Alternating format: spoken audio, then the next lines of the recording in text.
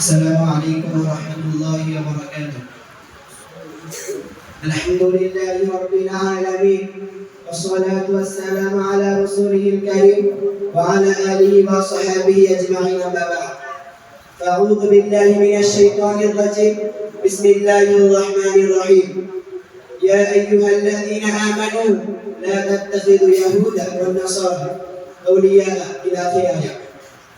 সর্বপ্রকার শুকরিয়া জ্ঞাপন করি সেই মহান রব্বুল আলামিনের দরবারে, যিনি আমাদেরকে এত সুন্দর একটি মজলিসে বসার তৌফিক দান করেছেন। তার দরবারে সকলে বলি আলহামদুলিল্লাহ। তারপর পরে জানাই, যে নবীকে সৃষ্টি না করিলে আজ আমি আপনি গাছপালা পশু পাখি এক কথাই বলতে গেলে বলতে হয় এই 18,000 মাখলুকাত কিছুই সৃষ্টি হতো না। তার দরবারে সকলে বলি সাল্লাল্লাহু আলাইহি ওয়াসাল্লাম। অতঃপর আজকে আঞ্জুমান ভূমিষ্ঠ সম্মানীয় শিক্ষকগণ ও আমার সামনে বসে থাকা রসুলের শ্রোতা মণ্ডলী সকলকে আমি আমার অন্তরস্থল থেকে জানাই প্রেম প্রীতি শুভেচ্ছা হার্দিক অভিনন্দন জানিয়ে আমি আমার বক্তব্য দিয়ে থামিয়ে করছি। ওয়া তৌফিক ইল্লা বিল্লাহ। সুপ্রিয় শ্রোতা মণ্ডলী, আজকে আমি আমার বক্তব্যের বিষয়বস্তু হিসেবে নির্ধারণ করেছি ইসলামিক সভ্যতা ও পশ্চিমা সভ্যতা। এই সম্পর্কে বলতে গেলে বলতে হয় যে আসুন প্রথমে জেনে নেই যে ইসলামিক সভ্যতা কাকে বলে এবং ইসলামিক সভ্যতা আমাদের উপহার দিয়েছে। ইসলামের নিয়ম নীতি অনুযায়ী জীবন পরিচালনা করার নামই হল ইসলামিক সভ্যতা।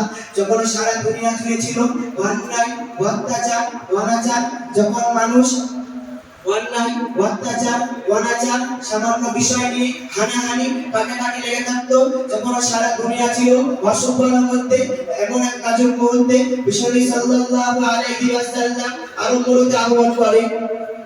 তখন বিশ্ব মানচিত্র ছিল, তখন বিশ্ব মানচিত্র অসভ্য জাতিতে সভ্য জাতিতে পরিণত হয়েছিল। শ্রোতা মণ্ডলী, যারা বিশ্বনবী সাল্লাল্লাহু আলাইহি ওয়াসাল্লামকে ভালোবেসে অসভ্যতার অভিশপ্ত জীবন থেকে ইসলামের সুশীতল ছায়ায় ধন্য হয়েছে, তারাই হলো সোনালী যুগের সোনালী মানুষ।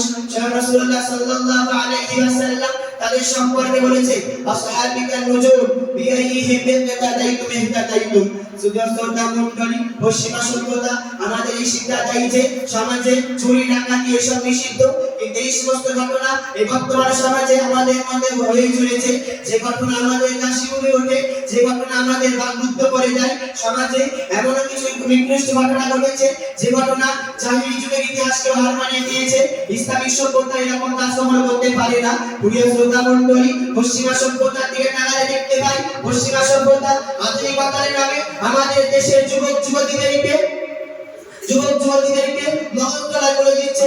উদাহরণস্বরূপ দেখলে দেখা যায় তারা নারীদেরকে নারীত্ববাদ থেকে বের করে পুরুষে পরিবর্তন করে দিচ্ছে, আর পুরুষদেরকে পুরুষত্ব থেকে বের করে নারীতে পরিবর্তন করে দিচ্ছে।